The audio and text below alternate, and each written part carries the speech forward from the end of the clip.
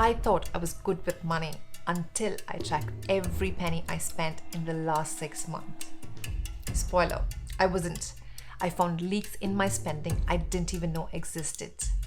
And I cut more than I thought I could without feeling broke. Welcome to ground zero of my 6-month financial reset. If you're new here and wondering, wait, what's 6-month plan? I've made a separate video explaining the full challenge and why I'm doing this in the first place.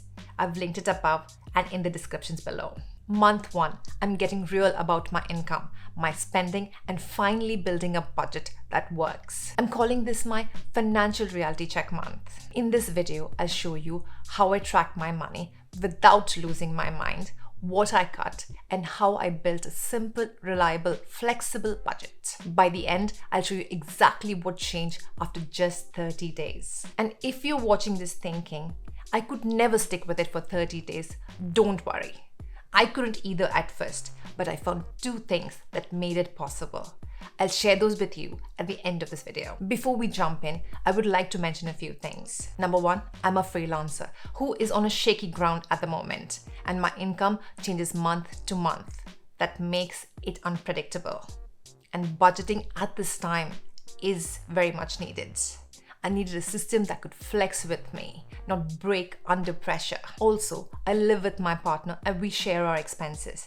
But this 6-month challenge is based on my income, my expenses, my habits, and the financial goals that I want to hit. First, I had to take a hard look at what was going on with my money. I felt like I was always sort of saving, but still always broke by the end of the month. I tracked every single transaction, and that meant every single penny that went in and out of my bank accounts. Number 1, gather everything. I put together my bank statements, bills, receipts, everything. There was no guessing or estimating.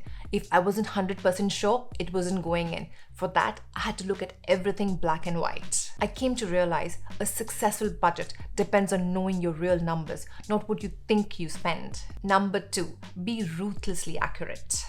It was tempting to round things down or forget a few guilty purchases. I knew fudging the numbers would only hurt me in the long run. If I wasn't sure about a number, I rounded up. It was better to have money left than be short. And then I built a simple tracker using Excel and sorted everything in 3 categories. Number 1 was needs. Expenses that have to be paid month after month to keep the machine running. For example, rent, mortgage, utility bills, basic groceries, transportation, phone bill, credit card, loan payments, prescriptions. If it impacted my health, my home, my job, it was a need.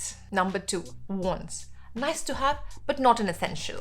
For example, takeaways and dining out, gym membership, Netflix, Spotify, coffee runs, night outs, trendy clothes. I asked myself, would I be okay without this for a month? If yes, it's a want. 3, leaks, mindless or impulse spending, like those forgotten subscriptions, or the Uber ride I took when I could have just simply walked, Amazon scroll buys, TikTok shop hauls, food waste, basically meaning buying groceries and still ended up ordering out. I asked myself, did I plan for this or did it just happen? This part was very uncomfortable, but it had to be done. I looked back over 6 months of spending and I was shocked by how much I'd spent on things I didn't remember buying. Once I tracked everything, patterns started jumping out.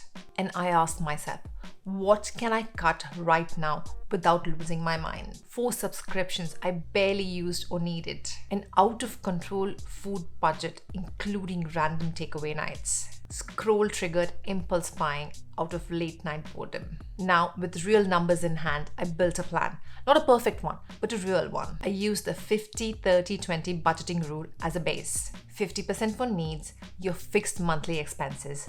30% for wants, the fun stuff, and 20% for savings and debt repayment, future-proofing yourself. This rule is beginner-friendly, keeps things simple and flexible, and helps you prioritize what matters, but you still get to enjoy life and save for the future. I started with the essentials only: rent, groceries, and bills. If it wasn't a need, it was out. Was it extreme? Yes.